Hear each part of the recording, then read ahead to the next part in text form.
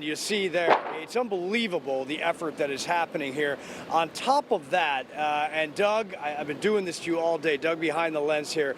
If you can, swing down the beach. If you can, they are literally pulling furniture out of that house. They put a ladder at the base of that house because there is no stairways that lead down to the beach anymore. So the ladder, they're shimmying up that ladder and moving belongings out of that house because they probably feel the impending doom, I would imagine, right, Chris? Yes, for sure. I think this weekend will probably tell the tale what's going to make it or not. Hopefully nothing else falls in, but it's a good possibility some more will go in. It's an environmental disaster. Do you feel that there should be a state of emergency on the ground here? I think so, to try to help people at least get their valuables out, or, some kind of help to help the homeowners before they lose completely everything.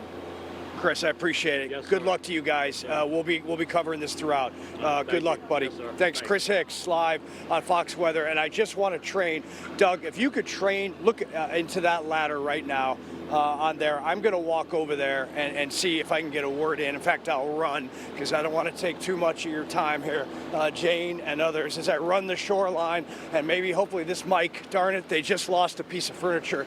But this shoreline is full of debris and all the concrete that what used to be here in this area. And the high tide this morning is where the water pushed in and so many of the compromised houses. And I'm going to see if I can get in this guy's ear and just kind of get a feel for what is happening. Hopefully the mic is still going.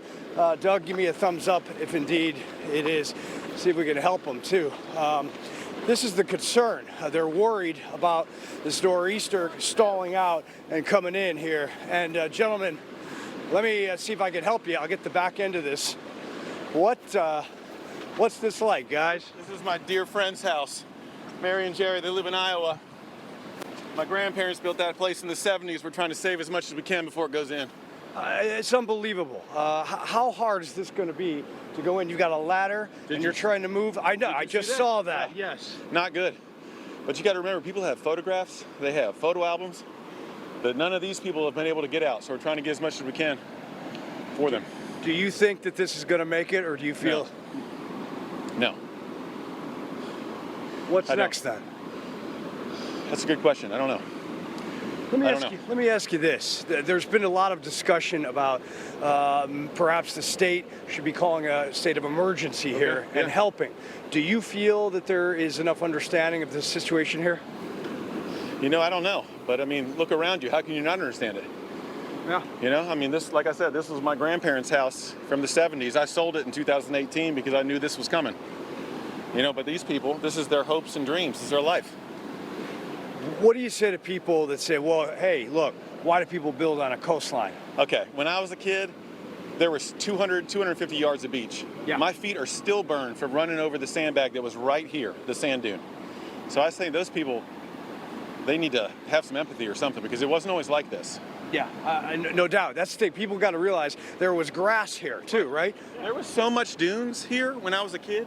You couldn't see the beach. Come over here so they can see us. In fact, if you can, let's walk toward camera and get a little closer. And I know you're working, but tell me what this was like so people get a feeling. Well, this was my childhood.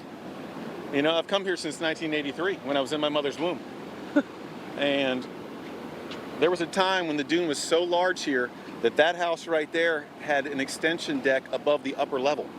So all these people thinking, oh, you shouldn't have built on the sand dunes, it's just ignorant, is what it is. We're trying to get memories out of this house for them. They're in Iowa right now, and we're down here trying to save their stuff.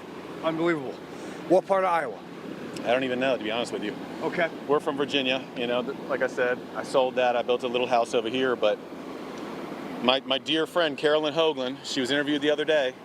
Her house was here. She never got her stuff out. Gone. Collapsed. Some of it was her husband who passed away a few years ago. Gone. And you got people just taking stuff, and you're trying to get everything out that you can. You worried about this weekend, obviously. Oh, of course. Yeah. We came down this weekend to see this and just get some help if we can. She's trying to organize getting her stuff out from Iowa, and we're here. Look at this ladder. Yeah. We should not be doing this. In fact, Mary Beth, I love you. Don't watch me doing this. That's my wife. What is your name, by the way? Nate. Nate, what's your last name? Bopp, B-O-P-P. Okay, good to Yeah, meet man. you. Yeah, Yeah. good to What's meet your you, name? Thomas Payette. Thomas, good Nice to to meet meet you. you. I'll let you guys get back to this, buddy. and we're going to keep showing this, Okay. and we'll be back this weekend likely, and crossing our fingers that everything's okay. Keep.